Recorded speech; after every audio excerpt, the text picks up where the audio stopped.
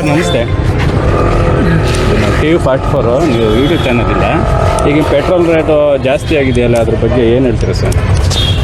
Petrol rate, gas rate ಎಲ್ಲ ಜಾಸ್ತಿ ಆಗೈತೆ.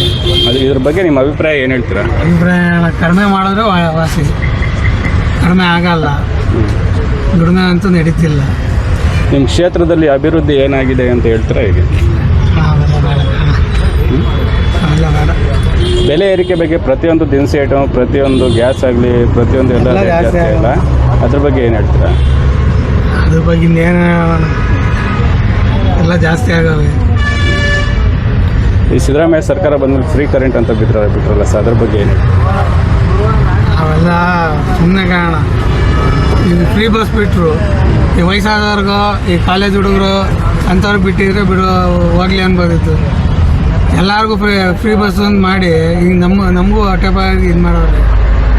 ಈಗ ಒಂದೇ ಸರ್ಕಾರದಲ್ಲಿದ್ದು ಸಿದ್ದರಾಮಯ್ಯ ಆದಮೇಲೆ ಡಿ ಕೆ ಶಿವಕುಮಾರ್ ಆಗಿ ಬಂದಿದ್ದಾರಲ್ಲ, ಅವ್ರು ಬಂದಮೇಲೆ ವಿದ್ಯಾರ್ಥಿಗಳಿಗೆಲ್ಲ ಫ್ರೀ ಪಾಸ್ ಅನೌನ್ಸ್ಮೆಂಟ್ ಮಾಡಿದಾರಲ್ಲ, ಇದ್ರ ಬಗ್ಗೆ ಏನು ಹೇಳ್ತೀರಾ? ಗಾಡಿ ಬಂತು ಮಾಡ್ಬೇಕ.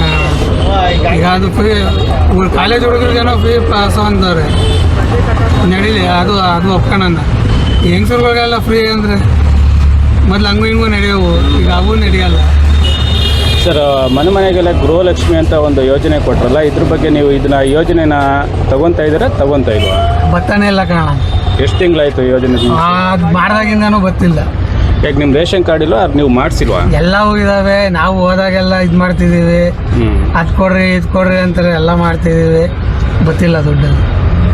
ಓಕೆ ಸರ್, ಧನ್ಯವಾದಗಳು. ಸರಿ.